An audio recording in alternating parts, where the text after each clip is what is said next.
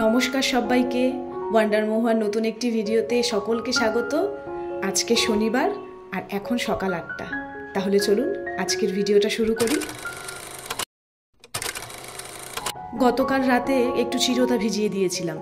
ডোডো খেয়ে স্কুলে চলে গেছে আর আমরাও খেয়ে নিয়েছি। ওইদিকে চাটা বসিয়ে দিয়েছি আর ততক্ষণে আমি এদিকে কয়েকটা আমন্ড বাদাম ছাড়িয়ে নিই। আমন্ড বাদামগুলো ডোডোকে প্রত্যেক দিনই খাওয়ানো হয়, তার সাথে আমরাও ২-৪টে খাই, কিন্তু চিরতাটা না প্রত্যেক দিন রাতে ভেজানোর কথা ভুলে যাই। তাই গতকাল মনে করে চিরতাটাও ভিজিয়ে দিয়েছিলাম। চলুন, বাদাম ছাড়ানো হয়ে গেছে আর চাটাও হয়ে গেছে। চা খেয়েই চটপট করে স্নানটা সেরে নিলাম, নিয়ে এখন পুজোটা সেরে নেব।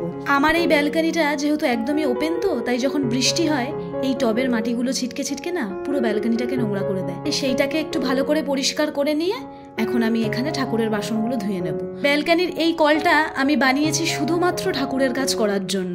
এখানে আমি ঠাকুরের বাসন ধোয়া, ঠাকুরের যাবতীয় কাজ আমি এইখানেই করি। চলুন এখন ঘরের পুজোটা সারবো। তার আগে আমি আমার তুলসী মন্দিরে পুজোটা সেরে নিলাম। এইখানে পুজো সেরে তারপরে আমি ঘরের পুজো করতে যাই। আর আমার এই তুলসী মন্দিরের গাছটা এত তাড়াতাড়ি খুব সুন্দর করে বেড়ে উঠছে, আমার দেখলেই না ভীষণ আনন্দ লাগে। এখন আমি ঘরের পুজোটা চটপট করে সেরে নেব। আমার আগের ভিডিওতে সুপর্ণা সেন নামে আমাকে একজন অনেক বড় একটা কমেন্ট করেছে, তোমরা চা নিয়ে এত গল্প করো, খাও তো সেই লিকার চা। তোমরা ইন্ডিয়ানরা বলো দুধ চায় অম্বল হয়, দীর্ঘ 50 বছর ধরে খাই, অ্যাসিডিটি তো দেখলাম না। তো দিদিভাইয়ের উদ্দেশ্যে আমি প্রথমে যে কথাটা বলবো, আপনি যেখানে ইন্ডিয়ান কথাটা মেনশন করেছেন, তা আপনি কি ইন্ডিয়ানের মধ্যে পড়েন না? আর জানেন তো, সবার কিন্তু সব জিনিসে অ্যাসিডিটি হয় না। আমার যে জিনিসটাতে অ্যাসিডিটি হয় আপনার সেটাতে নাও হতে পারে। আপনি 50 বছর ধরে দুধ চা খাচ্ছেন বলে আমিও যে সেটা খেয়ে সহ্য করতে পারবো সেটা কিন্তু একদমই নয়। আমিও আগে দুধ চা খেতাম জানেন তো, কিন্তু আমার জবের থেকে অ্যাসিডিটির প্রবলেমটা অনেকটা বেশি হয়ে গেছে, তবে থেকে আমিও খাই না। তবে হ্যাঁ, দুধ চা খেতে অনেকটাই ভালো, কিন্তু স্বাস্থ্যের দিক থেকে দেখতে গেলে লিকার চা মোর বেটার দেন দুধ চা। মন্দিরা চ্যাটার্জি আমাকে কমেন্ট করেছে, নিউ টাউনে তোমার ফ্ল্যাটটা কোথায় আছে? আমারও ফ্ল্যাট আছে সাপুরজি পালানজিতে। আমার ফ্ল্যাট নিউ টাউন বাবলাতলায়। তবে আমার সাপুরজি পালানজিটা চেনা নয়, কিন্তু আমার হাজব্যান্ডকে বলাতে ও বলল যে হ্যাঁ, ও এই জায়গাটা চেনে। তো অসংখ্য ধন্যবাদ তোমাকে দিদিভাই বা বোন যাই হবে তুমি, এত সুন্দর একটা কমেন্ট করার জন্য। তনয়া মণ্ডল আমাকে কমেন্ট করেছে, আপনার কিচেন ক্যাবিনেটটা খুব সুন্দর। অসংখ্য ধন্যবাদ, এইভাবেই পাশে থাকবেন। আজকে যেহেতু সকাল থেকেই বৃষ্টি আর এই বৃষ্টির মধ্যে সকালবেলা উঠেই অজয় যখন আমাকে জিজ্ঞেস করেছে যে আজকে কি রান্না করবে, তখন আমি বুঝতে পেরে গেছি ও কি বলতে চাইছে। দোকান থেকে কয়েকটা জিনিস আনিয়েছিলাম। আজকে তো বিপত্তারিণী, আজকে আবার রাতের বেলা মায়ের কাছে খেতে যাব। প্রত্যেক বছর বিপত্তারিণীতে মায়ের কাছে রাতে খেতে যাই। তো মা লুচি, পাঁচমিশালি তরকারি, পায়েস এই সমস্ত কিছু রান্না করে। তো মাকে আমি বলেছি আমি আজকে ছোলার ডাল রান্না করে নিয়ে যাব। তাই অজয়কে দিয়ে ছোলার ডালটা আনিয়েছিলাম। দাঁড়ান, ভেজানোর আগে একটুখানি বেছে নিই এর মধ্যে কোনো আবার মুসুরির ডাল বা কাকড় এই সমস্ত কিছু আছে নাকি। আমাদের মধ্যে আবার জানেন তো মুসুরির ডালটাকে তো আমিষ মানা হয়, তাই নিরামিষের দিনে ডাল রান্না করলে ডালটাকে একটু ভালো করে বেছে নিই। অমৃতাস ড্রিমি লাইফ বলে আমাকে একজন কমেন্ট করেছে, ডোডো কোন স্কুলে পড়ে, কোন বোর্ড, এখন এক্সাম চলছে বললে? ডোডো আমাদের এখানে রাজারহাটেরই একটা বেসরকারি স্কুলে পড়ে, আর ডোডো সিবিএসসি বোর্ড। তাই ওদের স্কুলে 4টে এক্সাম হয় বছরে, pre mid term, mid term, post mid term আর অ্যানুয়াল। তাই এখন ডোডোর প্রি মিড টার্ম এক্সাম চলছে। এক্সাম চলছে বললে ভুল হবে, এক্সাম শেষ হলো এই কয়েকদিন হয়েছে। আজকে দুপুরে তো খিচুড়ি বানাবো, ওই একবেলার মতন করে, কারণ রাতে তো আবার মায়ের কাছে খেতে যাব। যেহেতু আজকে শনিবার তাই নিরামিষ করে খিচুড়ি বানাবো। মুগের ডাল আর ঘরের যে নর্মাল আমরা ভাত খাই যে চাল, সেই দিয়েই বানাবো, কারণ অজয় আবার গোবিন্দভোগ চালের খিচুড়িটা অতটা বেশি পছন্দ করে না। শ্রাবণী লাইফস্টাইল বলে আমাকে একজন কমেন্ট করেছে, ভীষণ ভীষণ ভালো লাগলো ভিডিওটা, অনেক অনেক ভালোবাসা। আপনাকেও অনেক অনেক ভালোবাসা আমার তরফ থেকে। এইভাবেই পাশে থাকবেন আর আমার ভিডিও দেখবেন। আমার আবার জানেন তো নর্মাল চালের খিচুড়ির থেকে নিরামিষের দিনে গোবিন্দভোগ চালের খিচুড়ি খেতে ভীষণ ভালো লাগে। ওর মধ্যে একটু কাজু, কিশমিশ, একটু বাদাম, ভীষণ ভালো লাগে খেতে। চলুন এখন মুগের ডালটাকে একটু ভালো করে ভেজে নিই। মুগের ডাল যত বেশি ভালো করে ভাজা হবে তার সেন্টটাও তত ভালো বেরায়। আর এদিকে আছে খিচুড়ির সঙ্গে পটল ভাজবো, তাই পটলটা কেটে ধুয়ে একটু নুন হলুদ মিষ্টি মাখিয়ে খানিকক্ষণ রেখে দিই।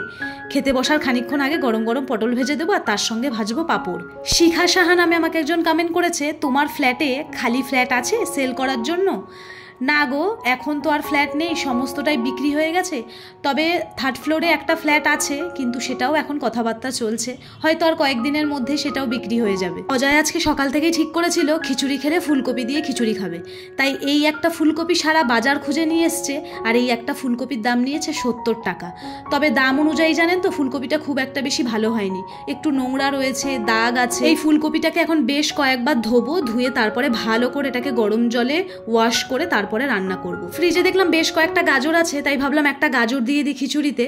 আর ফ্রোজেন কড়াইশুঁটিগুলোও শেষ হয়ে গেছে, তার বদলে ভাবছি আজকে একটু বাদাম দিয়ে দেবো। নার্গিস খাতুন বলে আমাকে একটা বোন কমেন্ট করেছে, তোমার হোম ট্যুর দাও দি।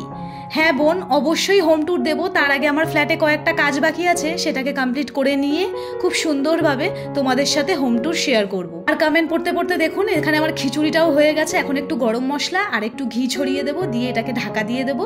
আর এই পাশে কিন্তু আমার পটল ভাজাও প্রায় হয়ে গেছে। ওর তো আজকে হাফ ডে, ওর প্রত্যেক শনিবার স্কুল থাকে না, ওর 1st স্যাটারডে আর 3rd স্যাটারডেটা ছুটি থাকে।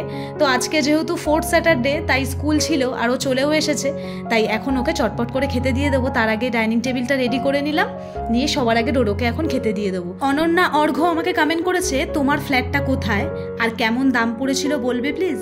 আমার ফ্ল্যাটটা নিউ টাউনে, কারণ আমি নিউ টাউনে থাকি। আর দামটা কি করে বলবো, কারণ আমার জমির ওপরেই, মানে আমার শ্বশুরবাড়ির জমির ওপরেই কিন্তু ফ্ল্যাটটা হয়েছে। তবে হ্যাঁ, এখানের ফ্ল্যাটের দাম কিরকম সেটা যদি আপনি জানতে চান তাহলে আমি জেনে আপনাকে অবশ্যই জানিয়ে দেবো। ডোডো না অজয়ের মতন খিচুড়ি খেতে খুব ভালোবাসে, তাই যখনই স্কুল থেকে এসে শুনেছে আজকে খিচুড়ি হয়েছে, ও ভীষণ খুশি। ডোডোকে খেতে দিয়ে দিয়েছি, আর ওদিকে অজয় এখন স্নানে ঢুকেছে। এর মধ্যেই আমি চটপট করে রান্নাঘরটা খুব ভালো করে ক্লিন করে নেব, তারপরে আমি আর অজয় একসাথে খেতে বসবো। আজকে আপনাদের অনেকগুলো কমেন্টের রিপ্লাই দিলাম, আশা করি আপনাদের ভালো লাগবে। আর জানেন তো, আপনাদের এই এক একটা কমেন্ট, এত সুন্দর সুন্দর কমেন্ট আমাকে আরও বেশি বেশি ভিডিও করতে অনেকটা বেশি ইন্সপায়ার করে। নেগেটিভিটি তো অনেকেই ছড়াতে পারে, কিন্তু এই রকম পজিটিভ মানুষজন যদি আশেপাশে থাকে তাহলে জীবনের চলার পথটা কিন্তু অনেকটাই সহজ হয়ে যায়। আর দেখুন এইদিকে কথা বলতে বলতে আমার রান্নাঘরটা কিন্তু খুব ভালো করে ক্লিন হয়ে গেছে, আর যে কটা বাসন ছিল সে কটা ধুয়েও নিলাম। সকালে এত বৃষ্টি দেখে সেই জন্যই প্ল্যানটা করেছিলাম খিচুড়ি খাওয়ার, কিন্তু এখন আর বৃষ্টি পড়ছে না। তবে বাইরে খুব সুন্দর হাওয়া দিচ্ছে, আর আকাশে কিন্তু খুব মেঘ করেছে, তাই এই ঘরের জানলাটা খুলে দিলাম। এই দেখুন পুরো কালো হয়ে এসেছে, যখন তখন যে কোনো মুহূর্তে বৃষ্টি নেমে যাবে। আবার এই জানলাটা ঘরের বন্ধও করে দিতে হবে, একটু অন্যমনস্ক হলে না সব ঘরের জানলা দিয়ে জল ঢুকে পুরো বিছানা ভিজে যায়।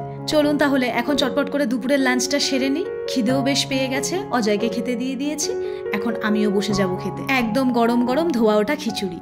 এর আগের ভিডিওতে আপনাদের দেখিয়েছিলাম যে ঘরের জন্য আর একটা গাছ আনা হয়েছে, তো সেটাকে এই টবে এখন লাগিয়ে দেওয়া হলো।